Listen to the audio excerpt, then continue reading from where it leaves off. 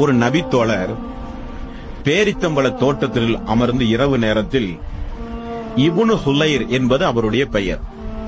இந்த இப்னு ஹுலைர் என்பவர் பேரித்தம்பள தோட்டத்தில் இரவு நேரத்தில் ஒரு 2 குதிரையை கட்டி போட்டு அதற்கு அருகிலே தன்னுடைய மகன் யஹ்யாவை தூங்க வைத்து பேரித்தம்பள தோட்டத்திலே அமர்ந்து திருக்குர்ஆனுடைய வசனங்களை ஓதிக் கொண்டிருந்தாராம்.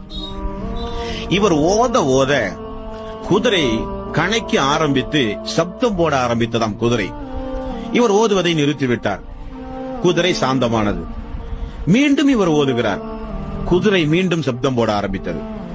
3வது முறையும் ஓதினார். 3வது முறையும் குதிரை சப்தம் போட ஆரம்பித்தது. இவர் எங்கே தன்னுடைய மகன் உறங்கிக் கொண்டிருக்கிற யஹ்யாவை அந்த குதிரை மிதித்து விடுமோ என்பதற்காக வேண்டி ஓதுவதை நிறுத்திவிட்டு குதிரைக்கு பக்கத்திலே போய் நின்று பார்த்தாராம். அங்கே ஒரு வெளிச்சம் அடித்ததாம். வானத்தை பார்த்தாராம். மேகமெல்லாம் திரண்டு வந்து கருநிறத்து மேகமாக திரண்டு வந்து மேகத்தினூடாக ஒரு ஒளியை பார்த்தாராம். நன்றாக பார்ப்பதற்குள் அந்த ஒளி சென்று விட்டதாம். காலை பொழுதில் நபிகள் நாயகம் ஸல்லல்லாஹு அலைஹி வஸல்லம் இடத்திலே நடந்த செய்தியை இப்னு ஹுலைர் என்று சொல்லப்படுகிற பிரசித்தி பெற்ற இந்த நபித்தோழர் சொல்லுகிறார். ரசூல் ஸல்லல்லாஹு அலைஹி வஸல்லம் அவர்கள் சொன்னார்கள், தொடர்ந்து நீங்கள் ஓதிக்கொண்டே இருந்திருக்கலாமே, அந்த ஒளி உங்களுக்கு அருகில் வருகிற வரை.